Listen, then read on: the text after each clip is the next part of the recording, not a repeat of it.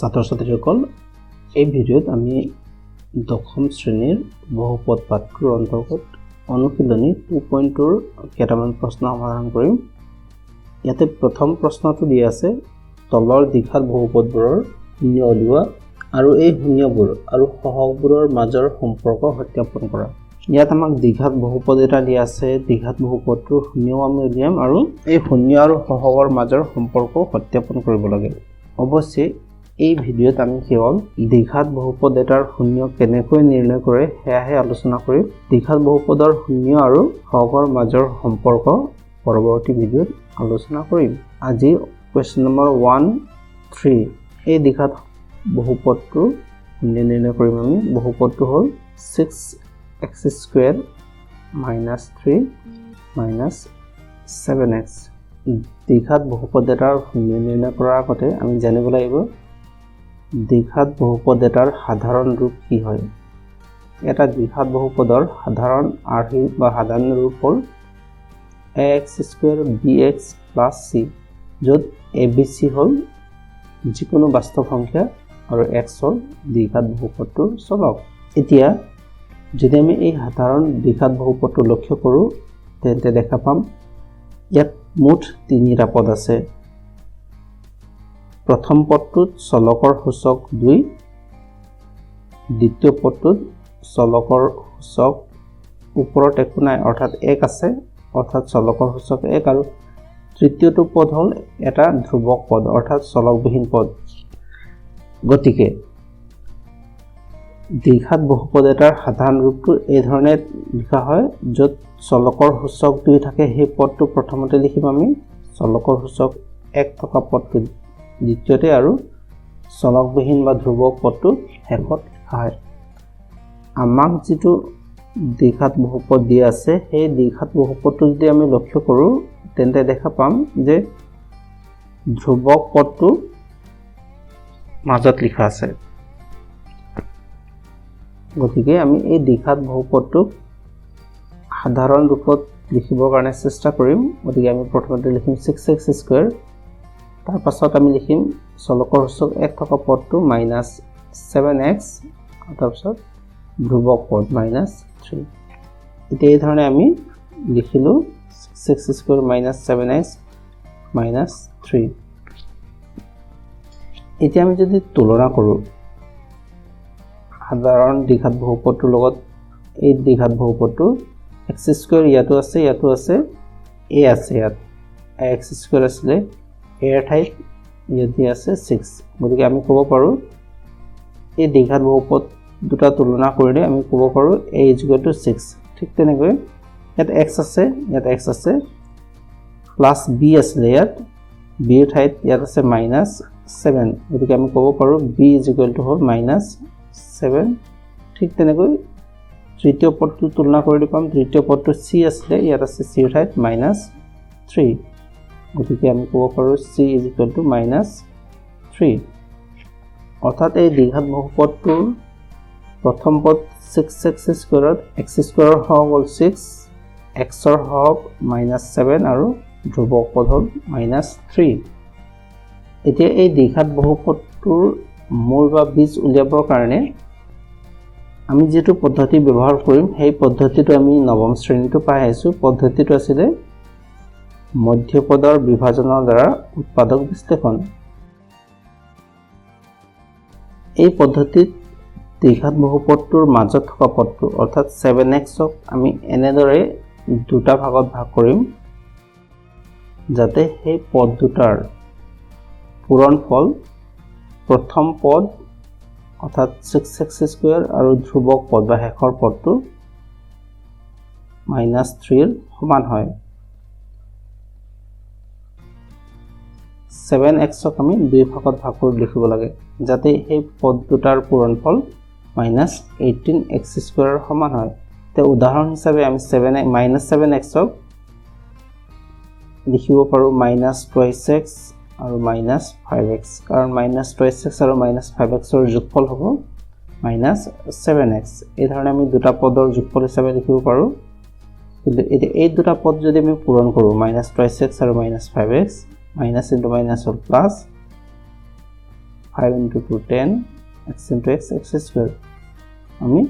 10x square পাম whereas আমাক লাগিব -18x square গতিকে কথা হ'ল আমি -7x ক কেনেদৰে দুই ভাগত ভাগ কৰিম যাতে এই পদ দুটাৰ পূৰণফল -18x square হয়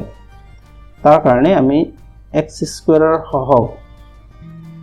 6 আৰু ধ্ৰুবক পদটো পূৰণ কৰিম 6 into ধ্ৰুবক পদ যদি -3 হয় ইয়াত আমি সদ্যহতে মাইনাস চিহ্নটো পূৰণ মাইনাস চিহ্ন লিখা নাই মাইনাস চিহ্নটো আমি পাছত মিলাব পাৰিম অকল সংখ্যাকেইটা পূৰণ কৰিম 6 * 3 18 এতিয়া এই 18 ৰ এজোৰ উৎপাদক উলিয়াব লাগে যিজোৰ যোগ বা বিয়োগ কৰোঁতে x ৰ সহগ অৰ্থাৎ 7 ৰ সমান হয় এই 7 ৰ সমান হয় এতিয়া যদি চাও 6 আৰু 3 হলে এজোৰ উৎপাদক 18 ৰ গতিকে যদি আমি যোগ কৰি চাও 6 আৰু 3 কিমান হ'ব যোগফল 9 হ'ব হাত ওলোৱা নাই গতিকে এইটো হ'ব নোৱাৰে 6 ৰ পৰা যদি 3 বিয়োগ কৰি দিও তেতিয়াহলে যোগফল হ'ব 3 ইয়াতো হাত ওলোৱা নাই গতিকে এই যোৰ উৎপাদকো আমি বিচৰা উৎপাদক যোৰ নহয় তেতিয়াহলে কথা হ'ল 18 ৰ অন্য কি উৎপাদক আছে 18 ৰ অন্য যোৰ উৎপাদক হ'ল 2 পূৰণ 9 কাৰণ 9 দুগুণ কিমান হ'ব 18 এতিয়া ইয়াত যদি আমি চাও 2 আৰু 9 ৰ যোগফল 11 হ'ব আমি বিচাৰি আছো হাত গতিকে এই যোৰ হ'ব নোৱাৰে এতিয়া আমি যদি বিয়োগ কৰো ডাঙৰ সংখ্যাটো 9 ৰ পৰা সৰু সংখ্যা 2 তেতিয়াহলে দেখা পাম হাত পালো যেটো আমি বিচাৰি আছিলো গতিকে হাতক আমি লিখিব লাগিব 9 বিয়োগ 2 হিচাপে এতিয়া ইয়াত আহিছো প্ৰথম পদটো একে ধৰণে লিখিলো 6x² মাইনাস এই মাইনাস চিহ্নটো 7 ইয়াত যে 7 আছে এই 7 ৰ ঠাইত এবাৰ আমি লিখিম 9 - 2 তাৰপিছত x আছে x লিখিলো into x হ'ল -3 এতিয়া 6x² minus into 9 ৰ আগত থকা প্লাস মাইনাস into প্লাস হ'ল মাইনাস 9 পূৰণ x 9x minus into minus it will plus 2 পূৰণ x 2x এতিয়া আমি মধ্যপদ -7x ক বিভাজন ঘটাই দিলো কেনেদৰে -9x আৰু প্লাস 2x হিচাপে এই পদ দুটা যদি পূৰণ কৰি চাও আমি মাইনাস ইনটু প্লাস মাইনাস হ'ল 9 দুগুণ 18 into x square যেটো প্ৰথম পদ আৰু ধ্ৰুবক পদৰ পূৰণফলৰ হৈতে সমান ইমানখিনি কৰাৰ পাছত পদ দুটা এইদৰে লিখিম আৰু পৰীক্ষা কৰি চাব লাগে যে এই দুটা কি হ'ব যোগ নে বিয়োগ বিয়োগ হ'ব obviously বেলেগ বেলেগ চিহ্ন থকাৰ কাৰণে 9 ৰ পৰা 2 বিয়োগ কৰিম 7x বিয়োগ কৰিছো গতিকে ডাঙৰ সংখ্যাৰ আগৰ চিহ্ন -7x এই যেটো যোগফল বা বিয়োগফল পাম আমি যি কৰিম যোগ বা বিয়োগ হেতু আমাৰ মধ্যপদৰ হৈতে সমান হৈছে না হেতু এবাৰ পৰীক্ষা কৰি চাব লাগিব আমাৰ ইয়াত নিদি আছে -7x আৰু আমাক দিয়া আছিল -7x বা আমাৰ মধ্যপদটো -7x আছিল আমি ইয়াত পূৰণ কৰি চালো -18x² যেটো প্ৰথম পদ আৰু ধ্ৰুবক পদৰ পূৰণফলৰ হৈতে সমান হৈছে মিলি গৈছে অৰ্থাৎ এইখিনিক আমাৰ অংকটো শুদ্ধভাৱে গৈ আছে তাৰপিছত -3 আছিল লিখিলো -3 এতিয়া এইখিনি কৰাৰ পাছত আমাৰ কাম হ'ব এই প্ৰথম পদ দুটা লম মধ্যপদৰ বিভাজন ঘটালো তিনিটা পদ আছিল এতিয়া চাৰিটা পদ হ'ল দুটা আৰু দুটা এই প্ৰথম দুটা পদ অৰ্থাৎ 6x² আৰু 9x এই পদ দুটাৰ এতিয়া আমি সাধাৰণ উৎপাদক উলিয়াব লাগিব সাধাৰণ উৎপাদকটো কেনেকৈ ওলাব চাম 6x² ইয়াৰ সাধাৰণ উৎপাদক উলিয়াবৰ আগতে আমি উৎপাদক উলিয়াম কি পূৰণ কৰিলে 6x² হ'ব মৌলিক উৎপাদক 2 পূৰণ 3 6 হ'ল x² হ'ব x পূৰণ x 9x তে দ্বিতীয় পদটো হ'ল আমাৰ 9x চিহ্নকেইটা আমি লিখা নাই অকল পদকেইটা লিখিছো 9 ৰ উৎপাদক হ'ল 3 পূৰণ 3 আৰু পূৰণ x 3 3 গুণ 9 into x 9x এটা এই পদ দুটা কি সাধাৰণ উৎপাদক আছে অৰ্থাৎ এনেকুৱা কি পদ উৎপাদক আছে যেটো দুইটাতে পোৱা যায় এটা 3 আছে ইয়াত 6x² এটা উৎপাদক 3 এটা সাধাৰণ উৎপাদক আমি 3 পালো আৰু কি মিল আছে ইয়াত x এটা আছে ইয়াতো আছে x আৰু এটা হল x 3 আছে 9x ত ওপৰত আৰু এক্সট্ৰা 3 নাই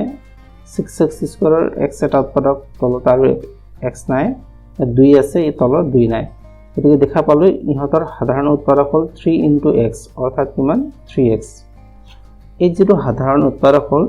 সাধাৰণ উৎপাদকটো আমি লিখিম তাৰ পিছত ব্ৰেকেট আৰম্ভ কৰি আমি লিখিম এটা 6x স্কয়াৰৰ পৰা আমি 3x উলিয়াই দিলো ইয়াত কি থাকি গল এটা 2 থাকিলে আৰু এটা x থাকিলে এটো 2 পূৰণ x হল 2x এখিনি লিখিবাৰ আমি পূৰণ কৰি চাম 6x স্কয়াৰ হ'ব নাই দুটা পূৰণ কৰি 2 পূৰণ 3 6 x পূৰণ x x স্কয়াৰ তাৰপিছত যেটো চিন আছে মাইনাস মাইনাস তাৰপিছত 9x ৰ পৰা আমি 3x উলিয়াই দিয়াৰ পিছত কি থাকি গল ইয়াত অকল এটা 3 ইয়াত লিখিম আমি 3 ব্ৰেকেটটো ক্লোজ কৰিম আকৌ এবাৰ পূৰণ কৰি চাম 3x এ 3 minus 3 minus 9x over 9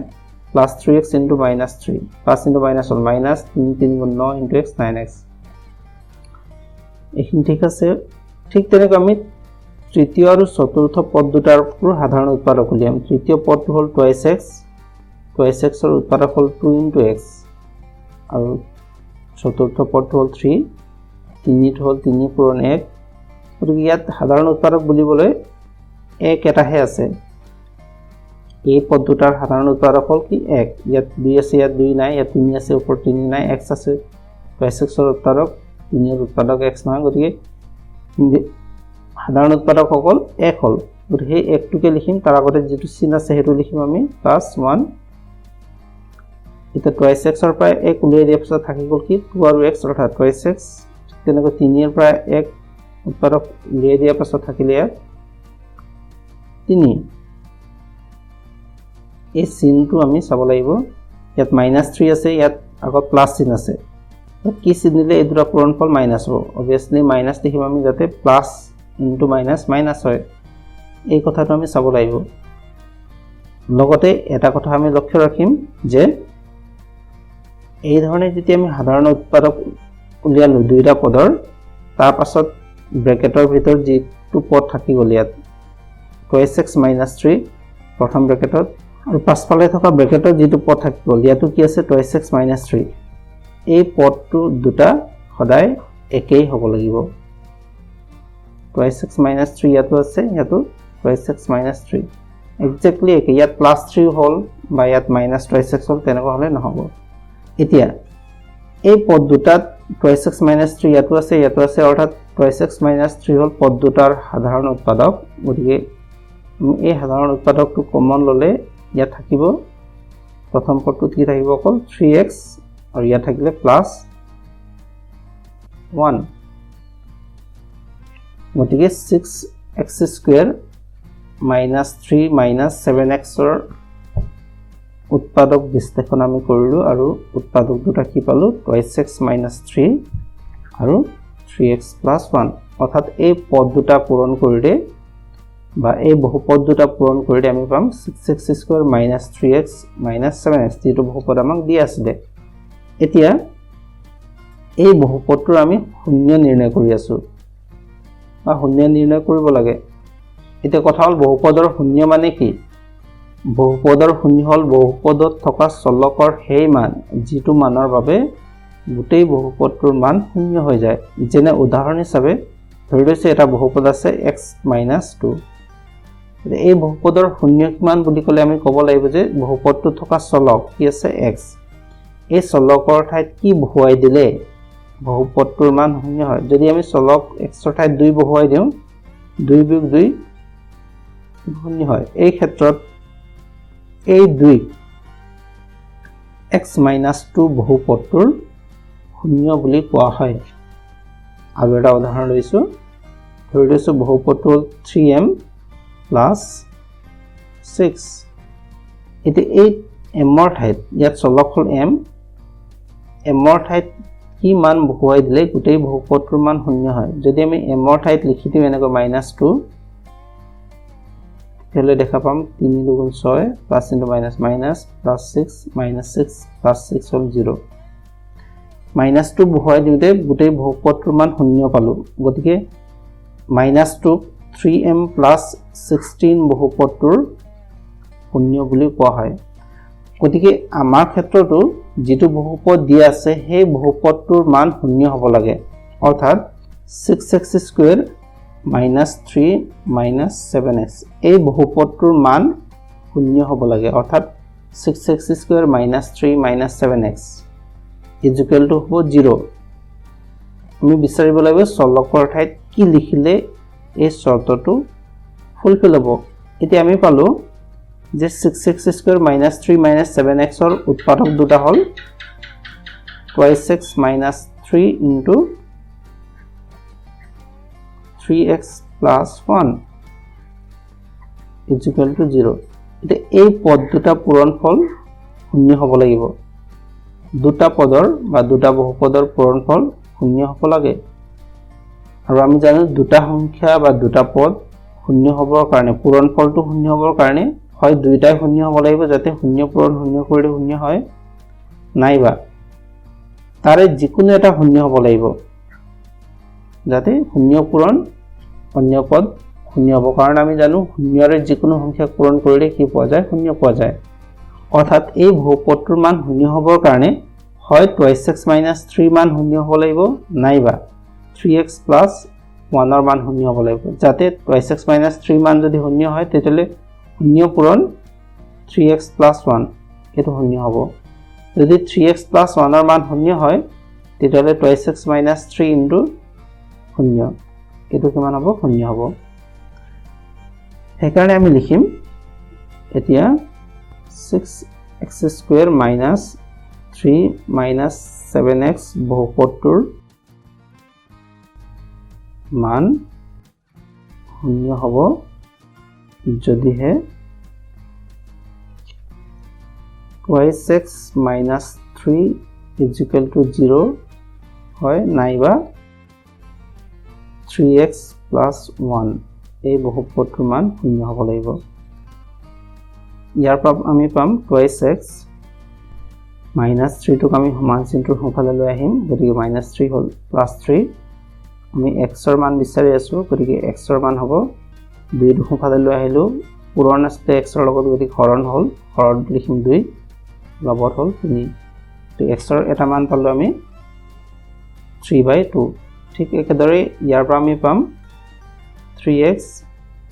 + 1 টো সমান চিনৰ সোঁফালে লৈ আহিম গতিকে ই হ'ব -1 ইয়াৰ পৰা পাম আমি x = -1 / 3 -1/3 আৰু 3/2 হ'ল এই বহুপদ দুটাৰ শূন্য অৰ্থাৎ আমাক যেটো বহুপদ দিয়া আছে 6x² - 3 - 7x এই বহুপদটোত চলকৰ ঠাইত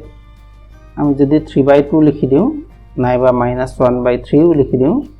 যিকোনো এটা মান বহুৱাই দিলে বহুপদটোৰ মান কিমান হ'ব শূন্য হ'ব আমি এটা মান বহুৱাই পৰীক্ষা কৰি চাম শূন্য হয় নে নহয় বহুপদটো আছিল আমাৰ 6x² - 3 - 7x সমান আমি 3/2 বহুৱাম x ৰ ঠাইত 6 * 3/2 - 3 - 7 * 3/2 এটা স্কয়াৰ আছে 6 * 3 × 9 2 × 4 এটা কত কৰিম 2 ৰে 2 3 × 6 2 × 4 -3 -7 পূৰণ 3 21 / 2 মই ফালে লিখিছো = 3 পূৰণ 9 3 × 9 27 ফলাফল 2 -3